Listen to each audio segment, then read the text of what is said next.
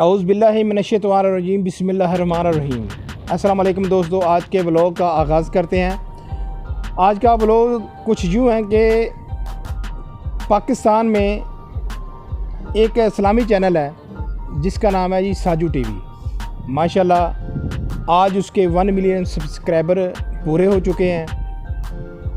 मेरी तरफ़ से सबसे पहले उन दोस्तों को, उन बहन भाइयों को जो साजू टीवी को साथ लेके चल रहे हैं, उसको सपोर्ट कर रहे हैं, मेरी तरफ़ से सबसे पहले उन बहन भाइयों को मुबारकबाद। उनको बहुत बहुत दिल की गहराइयों से मुबारक हो कि आप लोगों की वजह से ही साजू टीवी इस मंजिल तक पहुंचा है और आज इसके 1 मिलियन सब्सक्राइबर हो चुके हैं। और उसके बाद साजू टीवी वाले नौजवान को मेरी तरफ़ से बहुत बहुत मुबारक हो।